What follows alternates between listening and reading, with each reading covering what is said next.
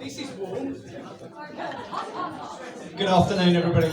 Okay, firstly, I want to say a massive thank you to everybody, because one of the things I realised as I got here and started talking to people is the amount of you that have hosted us, organised events for us, seen us at talks across the country. It's warming, I have to say. And one of the things which I always say, in all my speeches is the fact that Gloria and I travelled for 7 months around the UK in a camper van, and we were absolutely blessed, and I mean genuinely blessed, for the people which looked after us. We had 7 months where we were dined, we were catered for at every opportunity. These guys on the front here hosted us twice.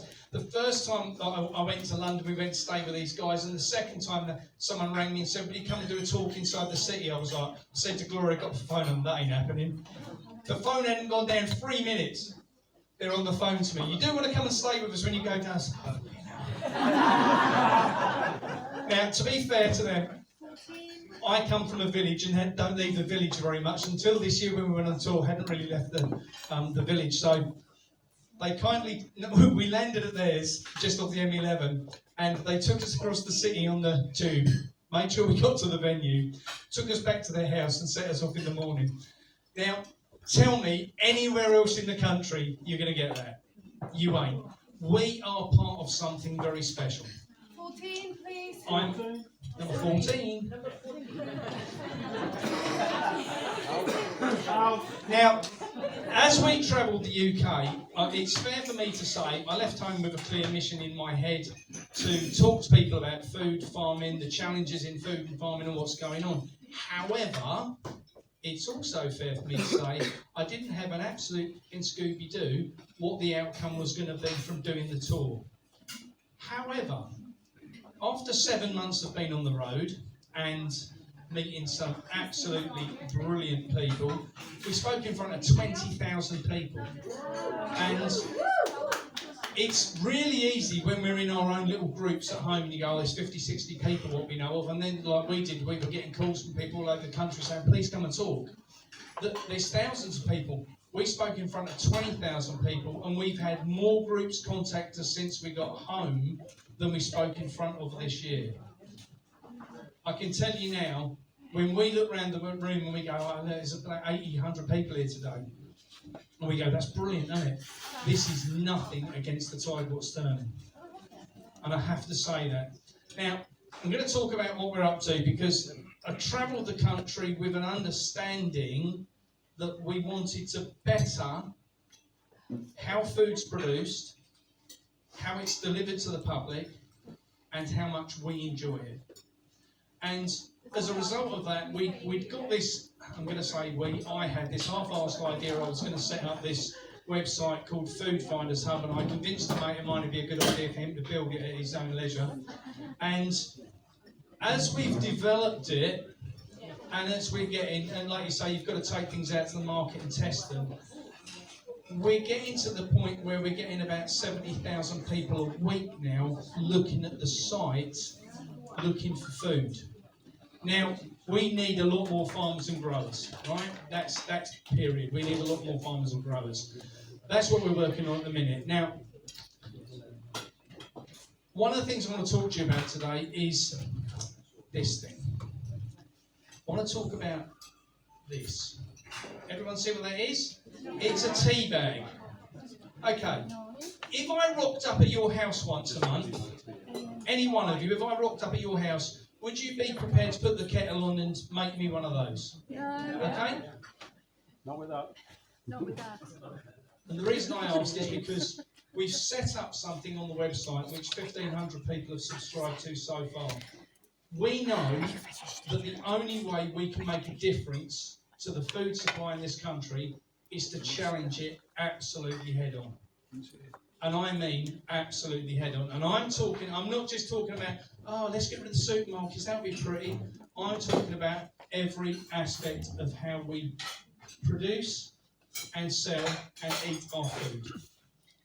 This goes back to the soil, because most of our soil in the country is dead. So we need to regenerate the soil, we need to regenerate farms, we need to regenerate people's thoughts about what food actually is. and the quality of it. So I've asked the public on social media to do me a favour. Foodfindershub.org. If any of you want to do this and take it back to your groups, please do. This is a £1 coin. We've set it up on the website so that people can make a contribution each month for as little or as much as they want, but £1 per month. Now, we're using that £1 per month from everybody. I'm going to put it back in my pocket because I know Gloria's going to ask me for it back when I go back. And I will return the tea bag to the kitchen. Actually, to be fair, they told me I could have it. Now, what we're trying to achieve is getting enough money in this kitty to be able to... So, just to give everyone an idea, we haven't set up a limited company. I set up a CIC. And everyone says, oh, why didn't you go down the road of a PMA? 2 reasons. 1, I needed to be able to issue a bank account, details for everybody really quickly. And the second part was, I want to be able to screw as much money out of the governmental system as possible. And the CIC gives us the opportunity to get funding in. We all have to pay tax, whether we like it or not, whether it's on our fuel or food, whatever, we have to pay it. And I reckon it's about time we had some back. So we're now starting to apply for applicational grants across the country for things around the food industry, which we can then go and use that money to make a difference. See, the problem we've got is at the present that the food in this country, 94% of it is controlled by 7 companies. That's the reality of it. So when us guys say, yeah, well, I want to support a farmer. Well, here's a challenge with trying to support a farmer, he says, as the farmer. This is the problem that we have with trying to support most farmers. Most farmers produce wheat, barley, sugar beet, oats, maize, rapeseed. Well, I don't know about you, but I have no use for 90% of those by the lorry load. Fair? When a farmer's going to understand. And here's the classic from farmers. Farmers say to me, oh yeah, but there's no money in farming. Well, what do you produce? Wheat, barley, sugar beet, oats, maize and rapeseed. So you don't produce any food? Yeah, we produce wheat, barley, sugar beet, oats. No. That's all shite that gets sold to the industry to produce crap to put in supermarket food. That's not food. What we need is fruit, veg, meat, eggs, dairy. That's what we need. Reality. So how do we get more farmers to take part? It's really easy. Put pressure on them. I'm telling you, put pressure on them. How do you put pressure on them? Sign up. Get on the app. Get on the website and start searching for things. If there isn't things in your area, you can download the posters and leaflets down. You can download them, take them into your local butcher, baker, candlestick maker, and just say, have you heard of this website? People are looking for people like you on there. Right. Now, the farmers hate it. Because every time someone rocks up and says to them, actually, you're farming incorrectly. What you need to be doing is producing this stuff. And it's a classic example. I spoke to a guy the other day and he said to me, he's got 5,000 acres. And he says to me, he said, we've done really well this year on all of our crops. He said, we've had a bumper year. It's a friend of mine. And he said, so bumper, he said, I'm going to break even.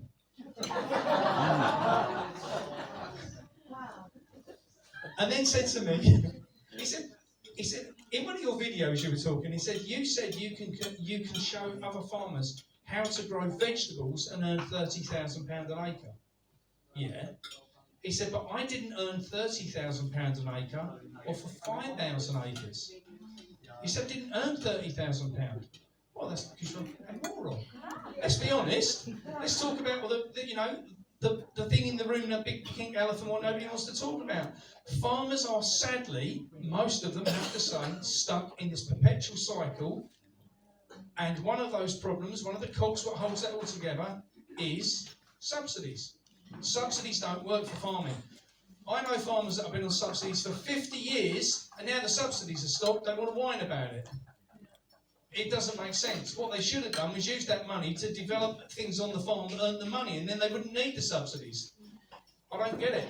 I've never taken subsidies because I don't agree with them. Even when I was on a farm that was big enough to take subsidies, I was like, no, thank you. See, the change has to come from us. And we are the consumer, he says, standing on this side of the stage, and we are the farmer. These two don't very often get to talk to each other. We have to put pressure on the farmers standing on this side of the stage. We've got to tell farmers what the issue is. Now, the issue is that they don't produce what we want to buy. I got a call a year ago, nearly, from a guy who was a farmer up in just outside Manchester. And he said to me, he said, Mark, he said, I don't know what to do. He said, I'm a dairy farmer. And he said, I don't know what to do. He said, we've got a bit of a challenge. He said, we've got a Muller contract. And Muller keep dropping the price of our milk. And Muller were basically, we all know what's going on. They don't want dairy and they don't want meat. And if cows fart, that's an issue, allegedly. So as a result of that issue, we then have to address that issue by having less cows on farms, which gives us no dairy. So he said to me, I don't know what to do. I said, well, I know what I would do. I would tell Muller where to stick their contract, and I would go direct to the public. And he's a farmer. He's terrified. Today is his last day with Muller, and he already told him he didn't need them to come in today. He's set up on his farm doing milk, and he's just sent me a message to say we'd sold out of milk by 1 o'clock.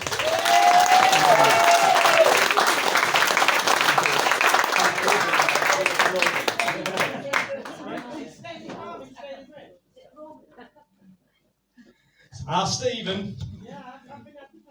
Yes, he's brilliant. Now, the thing is, people power is a powerful thing. I sent it out on social media and we asked everybody, if you follow us on social media, you can see something where, we're trying to assist somebody, share it. Because we are so powerful. I went out the other day and a guy says to me, one of my friends said to me, just one second.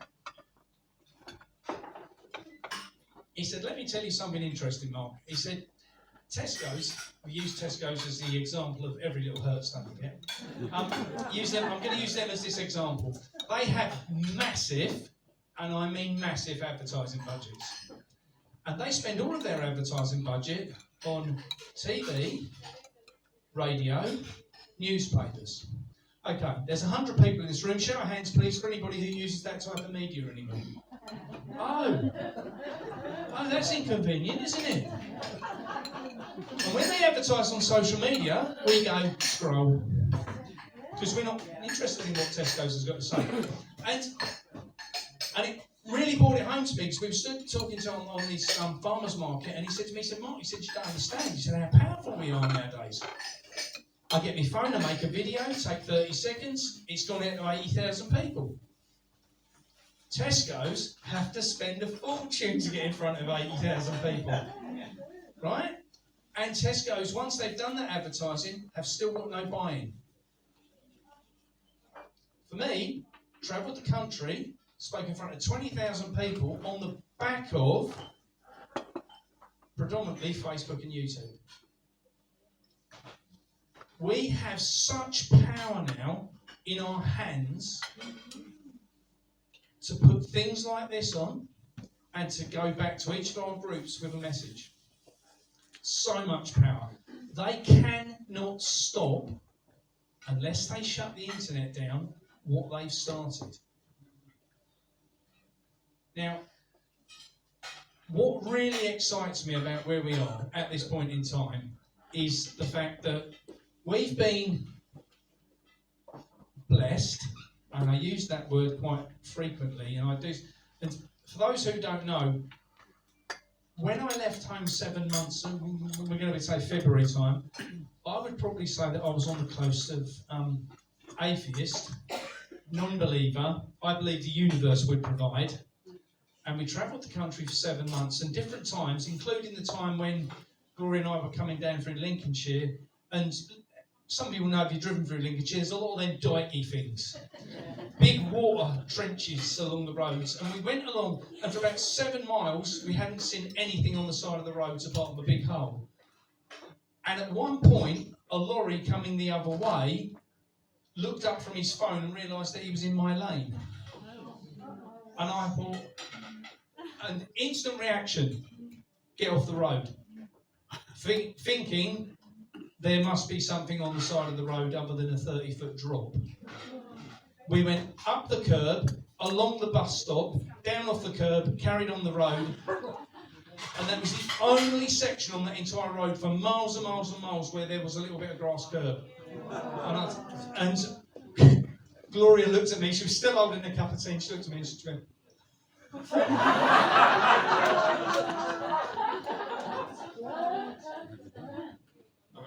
am I religious now? No. Do I believe that something higher than us looks after us? 100%. What I will also say on that is, as we travelled the country, and I don't care if someone's black, white, Christian, Muslim, doesn't make no freaking difference to my life. What does make a difference is we met some beautiful people, right? And the one thing what really stuck out to me when we travelled around the country was the amount of people. Bear in mind, I'm sadly 57, I'm 58 in January. I know, I don't look it. The one thing that's one here. That's why I could use that little chip he gave me. The one thing that really stuck out to me was the amount of people when I was telling them about my thoughts on, I don't know if that's a religious change or a spiritual change, whatever it might be. Lots of people said how they're going back to their faith at this point in time. And I said, I don't know if I'm religious. I definitely ain't religious because I don't buy into the bullshit of going to church every Sunday and giving them a fiver. Do I believe someone greater than me looks after me? Absolutely. Now, we have to make decisions. I made a decision a year ago that we were going to start trying to put together a better food system. My opinion is, and has been ever since I got into this, whatever the hell this is, do you want to call it the truth movement? Conspiracy theorists? It used to be a conspiracy till everything come true, didn't it? Freedom movement. Freedom movement, okay, well, I don't know what we're freeing ourselves from apart from the tyrannical government. Right? Reality is, from my side, when we set out a year ago, I knew I wanted to achieve something that would make sure there was food on the tables. Because we all know they have an agenda. I don't want to buy into their agenda. I don't care what people's food preferences are. Mine is, I eat meat, right? I eat dairy and I love bacon. It makes me ill, I love bacon. And someone telling me I can't have meat or can't have dairy doesn't wash. So for me, I need to think about what I'm going to do for that. And I started thinking about the prepping side, and I've got a 40-foot container buried under the ground on the farm where we originally were. And it was like, I don't give a because I'm all right. I've got everything.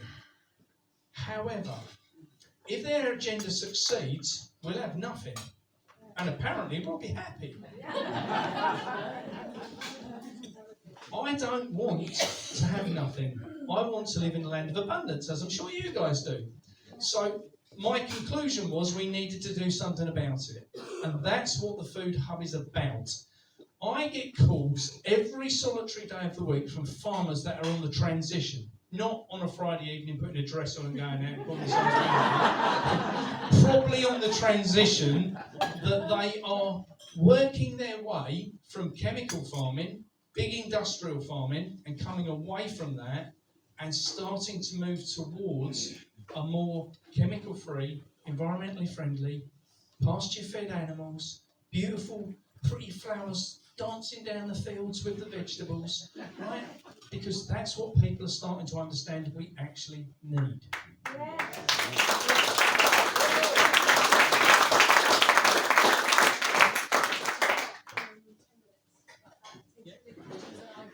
Actually done a marvellous job. Or maybe nobody has a question. There's always one. My biggest critic I bought in the camper van with me today. So, well, we've got a couple of t-shirts left and we've got some hats left. Hats are a £5, t-shirts are a £10 if anybody wants one.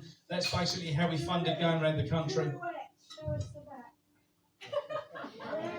It's all about fork the system, let's be honest.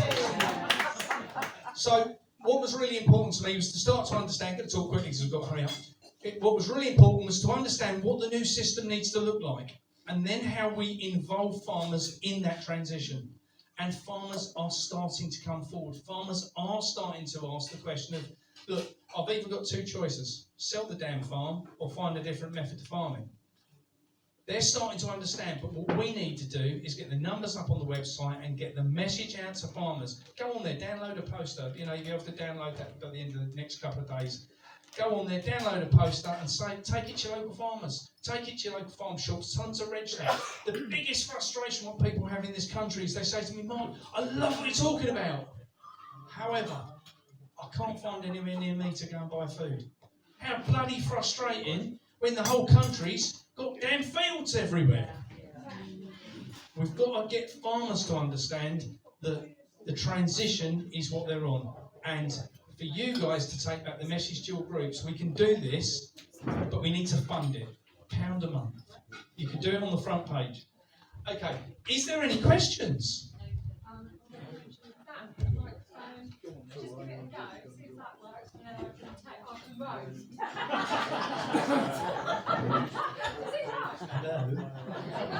Right, questions. Shall I have mine first? But I think Mark's answered them. What do you want us to do? We'll put it out on the information that comes around today, so we'll make sure that you get all of Mark's details. And obviously, ultimately, this is about going large, isn't it? Mark needs lots of pounds. Lots of pounds, so that's spreading it amongst our groups and as many other people as we can. Because we all know blackguard are not our friend. My other question. It's blackguard. Yeah, it is blackguard. They, just simplified matters. And then how to communicate with farmers. I really have worked hard on this. So when I had Mark come to talk, I went round to every farm locally. Every farm. Not one farmer came. No why. Didn't work hard enough. But what I did do is make friends with my raw milk farmer, who's a poster boy in the raw milk industry. But I made him cry because he had the same issue as your Manchester farmer. He's got a contract with Arla, and they're sending him bust. So McDonald's are actually, they have organic milk from farmers like that.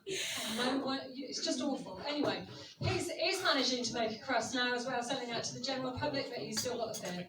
He's still got the fear, and he doesn't dare not have his Arla contract. So yeah, he will come around.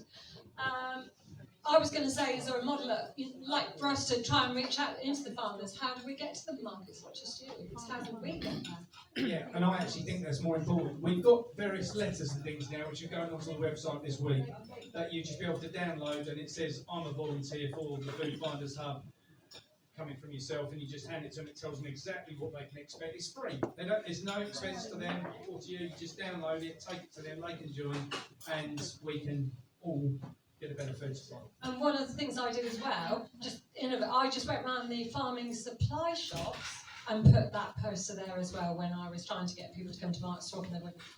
Just saying. There you go. Number one. Thank you. Yeah, thanks very much, Mark. Would there be some mileage where farmers are facing ruin with the inheritance tax situation in, saying, look, join this community because as well as the food and everything else, we've got people who can support you to keep your farm in the family. Yeah, shall I be really controversial? And I do this quite a bit on social media. There is a myth called inheritance tax is an issue. The issue is not the inheritance tax. The issue is farmers being backed into a corner and not earning any money. And if they were earning money, they wouldn't mind paying the tax. So what we've got to do is get farmers to understand, change the crop, earn money by selling more directly to the public, and then when you get your inheritance tax, it's not an issue. The issue sits in the fact they're not earning any money. Chris has got an issue with them paying tax, just saying. Tax is a scam. I'm not sure. working with Carl at the Sovereignty Project about the inheritance tax, but also I'm with Carl and brilliant. So, see that. So why would you pay tax if you can get the farms into trusts and you wouldn't need to? Okay, so I'll tell you the biggest problem with trying to get farmers to put farms into trusts. If you're a farmer and you're 5 generations deep before you that have owned the farm and they hand it to you, you're a custodial to make sure you achieve one thing: keep the farm going until you hand it over to your children. Farmers have been, no, I understand the benefits of it, and I've spoken on it, and I've spoken with Carl, and I've toured the country on it. The challenge is that most farmers are so inherently bred to believe that, listen, if it's worked like this for the last 5 generations, I ain't going to be the one to change things, because if I change it and get it wrong and lose the family farm, then it's going to be on me. All they want to do is get to that point where they finish and hand it over. And that's the bit where I think the Sovereign Project and people come into place, is at that point when it goes from one age group to another. Because at that point, they're trying to protect it for the entirety of their life. If Dad's had the farm for 30, 40 years, he's just trying to desperately hang on to it for the next few years. When it goes to the son goes, I've got this for the next 40 or 50 years. I need to make sure I hang on to it. And they're the ones who make the transition. Thanks. As well as supporting our local farmers, I think what we all need to do, every single one of us, and most of us in this room probably already are, is changing our own attitudes about what we grow. Stop growing the hydrangeas and the daffodils and other things. I mean, I take the eyes off my potatoes and just stuff them in the ground, and they come back easily. I'm not trying. I don't grow things naturally.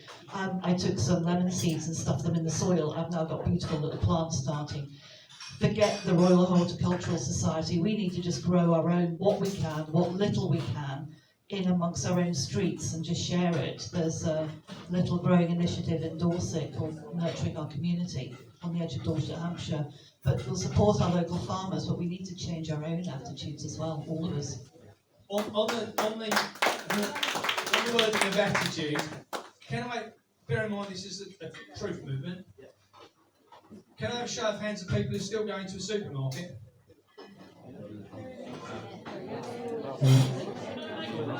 Can we see where the problem lies? Now, I'm not saying it's on you because you've still got to have somewhere to buy that stuff. What I would say is that farmers are making the transition. People like Good Food Project and different organisations like Organity are out there trying to supply the good quality chemical-free stuff direct to you, outside of what you need to go in a supermarket for. So, to try and break this habit takes a lot of doing. Yeah, just 1 second. Oh, hang on, I've got one over here. Oh, go on. Sorry, Pepper. I moved back to England for the gardens. I really like that about England, that we've got lovely gardens, but you can have a lemon tree as well if you like. So just 2 points. So being a CIC, you're going to be taking obviously subsidies of some sort in some ways. I don't know if that counts. Yeah, which is fine, I guess. Not subsidies. Grants that we've paid for. Sure. Grants that we've paid for. Yeah. But subsidies going to farmers is the same thing in some ways. Yeah, but they're not. No, I'll tell you the difference. If we get a grant, it's to achieve something. The subsidy subsidises farmers not to produce food. Not to produce food. Bear that in mind. Farmers, what is the whole point of farming? To produce food. They're paying them not to produce food, to grow bloody flowers. And the transition that you're looking for, like how many farms are you hoping to get onto your thing? Because obviously there's an oversupply of one thing or another thing at some point, whatever it is, right? So how many farms are you looking to help transition? We need to transition 10%.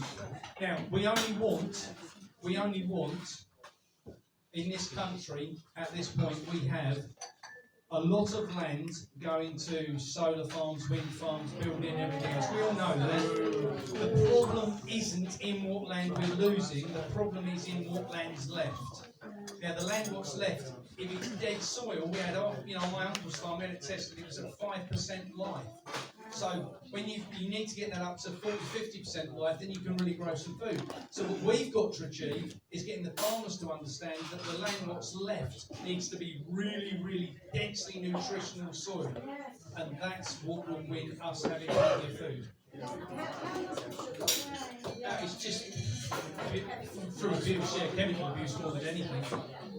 He was in Lincolnshire and their soil's turning back to clay. Now, bear in mind, most of Lincolnshire and up that side is all reclaimed land. What was beautiful, soft, composty soil, it's disappearing just because of the amount of chemicals people put into it. You were saying about how many people who go to supermarkets. How many of your local towns have actually got small independent shops in? Have you got any other choice than to walk into supermarkets? I 100% agree. The And little that's town that I come from in Devon has no longer got a vegetable shop. We've only got one food shop and we have no bakery. And that's 70 years. and why is that? Because there's no demand. Because Sainsbury's came in and directly competed with everybody in the town. I used to have a health That's what they do. yeah, and they destroy all competition. You can turn that around. Go and speak to I've been doing farmers. this for 25 years. I managed to get it where we It was are, just a shaming of where a going to farmer supermarkets. ended up Yeah, no, taking it out. I 100% agree. We travel the country and struggle to find farm shops to get food from, and you know, and I'm someone who's And I've been working in the vicious food against regenerative supermarkets. food for 25 years in Devon, and I've been watching this happen even though it's not. And to be fair, Devon has to be one of the best places what's left in the country for real food. To a degree, yeah. The likes of, I've just one question. Electric cars. Right, Mark, you said how many people here go to shop market? Can I ask the same question? Can I ask everybody here, put your hand up, how many people go to the shop market? I do. Yeah. How many people use farm And shops? I'll tell you what. Right, why is that? Because when you go to a farmer's market, it's too fucking expensive. If the farmers want to turn round and want our business, they should price it at the same price. If they sell it to them, Okay, that isn't going to happen, so I'll tell you why. Here's the problem. Okay, so I love this conversation, so thank you for bringing it up, I really appreciate that. The problem we have is supermarkets are subsidised by the government to sell food ridiculously cheap to make farmers look bad. Do you know that? How do they subsidise supermarkets? Farmers can't win. They sell their stuff at what its true value is. Right? And a lot of people don't like to hear that, and especially when you're working on a budget, but the reality is that farmers are being screwed over at every opportunity. And the problem, so if I take on an employee, how much do I get for taking on that employee from the government? If it's on a 0-hour contract, nothing. How much does Tesco's get? £10,000. £10,000 they get put in their pocket for every person they take on a 0-hour contract. Can you see how they subsidise food costs? This is the problem that the farmers are up against. So I do agree 100%, you're right. This ties in with what's been said in the recent comments, but living in London and living in the centre of London, I don't what my boys do. When you look at buying alternative food sources, so from farmers, real food, London is a food desert. There is nothing there that is edible. It is really, really hard to eat clean, to eat healthily. And people there do want it. So what I'm asking you to think about, I know it's very, very difficult at the moment, but is there a way that you can create food hubs in somewhere like London, where say you come They're once a already there. week? I'm not seeing them. So when I'm going on different websites and I'm looking for those alternatives, I'm not seeing them. Maybe they're not listed. There's a company called Organity, which is just outside London. Tara, I'm right in saying, right, you're a customer of theirs, aren't you? Yeah, and you guys are as well. Nat, who runs Organity, she's just based outside London, just outside Gerrard's cross direction, isn't she? They deliver all round up into the Midlands and down into the city and so forth. Absolutely fantastic company, and everything is chemical free. I'm not going to say organic, chemical free. The reason I don't say organic because I don't know that word. I have to pay £500 a year if I want to certify myself as organic, but I can be chemical free for nothing. Okay, so we're running behind schedule. There's lots of hands. Sorry. So make them count. Come on, Yogi. Okay, I might just say, would it be a great idea or a good idea? I don't know what the co-op is like, the co-op, whether it's a good brand or not, or whatever you consider of them. But in the sense of like, partnering up with okay. So what I meant was partnering up with a brand of some sort to be able to push it out there. I'll tell you what I think will happen long term. We will have farmers' supermarkets. That's what I think will happen long term. No, and you won't have the choice you've got in supermarkets at the moment, but your things you really, really need will be available direct from farmers in the future. Collective farmers. They are already in Holland. It's awesome. It's together. One question, obviously, we've already asked how many people go to supermarkets, but how many people actually, if they could, would drink raw milk? Because for me, lots of people are very lucky that they have a raw milk place closer to them. When I go to my friend in London, she's got one 5 minutes away. For me, it's a 45-minute drive. So for me, I created a business plan where I did also lots of research with behind the scenes of the legislation of the dairy farm, and basically only a dairy farmer can sell raw milk. So it's like, so you have to specifically go to there. So I'm trying to work out ways of how we can get raw milk around more people, so then you don't have to then travel so far. And even when you go to the supermarket, they don't even do organic. So then you have to travel other places to even get the organic. So yeah, I'd like to potentially have a talk with you. 100%. I've got loads of farmers that are on the transition at the minute, just like Steve, who we spoke about, that are right on the cusp. They're being dumped left, right and centre by Arla, Muller. All of the dairies are getting rid of all of their farmers because they don't want to sell milk. And that is going to be an issue, I'll tell you, in the future. It's not, darling. It's not. It ain't for us. No, it's not. It's not going to be for anyone. On the subject of supermarkets and pricing, now I tend to use my local butchers, grass-fed and everything else, and the farms. Yes, it is more expensive, but you've got pure nutrition. You need less of it, it fills you up more, it gives you energy, and like, it's renowned cooking again. I can taste my food. Like, you don't need rubbish from the supermarket. I think we've got one last, it's lovely, lovely, lovely cake, and then that's it. We'll move on to Just on that point of getting raw milk, for many years you could actually get it online. There are farms that will actually deliver, and there's Hill Farm, Clifton Farm, that we bought our milk from for years and years. So there are many farmers where you can get it directly and they just ship it out to you, and you can get their butter, their cream, and some companies will farms will do eggs.